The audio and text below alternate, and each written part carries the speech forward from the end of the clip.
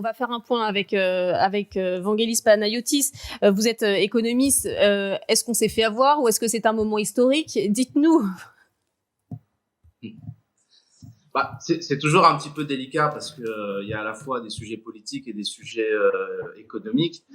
D'un côté, on a à la fois l'Europe qui a su se mobiliser et qui a su à chaque fois, en tout cas comme d'habitude, faire une synthèse qu'on peut juger malgré tout un peu molle. Je crois aujourd'hui la vraie question, c'est la question de quelle est l'ambition qu'on veut avoir pour l'Europe et la France dans l'Europe. Quand on voit les politiques qui sont menées par les Américains ou par les Chinois, on est loin d'être à la hauteur des débats. Aujourd'hui, au-delà de la planche à billets, au-delà de mesures économiques, il y a aussi un cadre réglementaire pour fixer les règles du jeu sur le territoire européen. Et là, on est encore pas mal à la traîne. Aujourd'hui, on a beaucoup de mal à faire émerger des champions européens. On voit que les actions d'avenir au Nasdaq ou à la bourse de New York, que ce soit du Tesla, du Apple, on en parle sans arrêt, des fameuses GAFAM qui représentent l'économie d'avenir. Elles ont établi des records alors qu'on est effectivement dans une crise sans précédent. On parle quasiment de crise séculaire.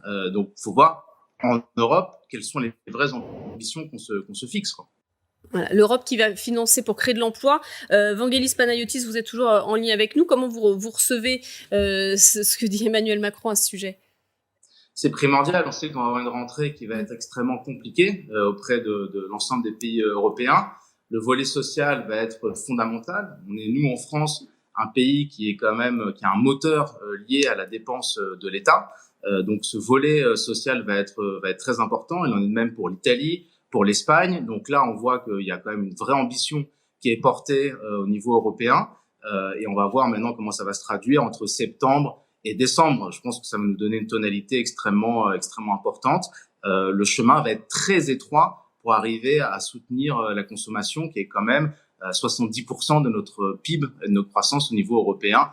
L'Allemagne étant un petit peu différente.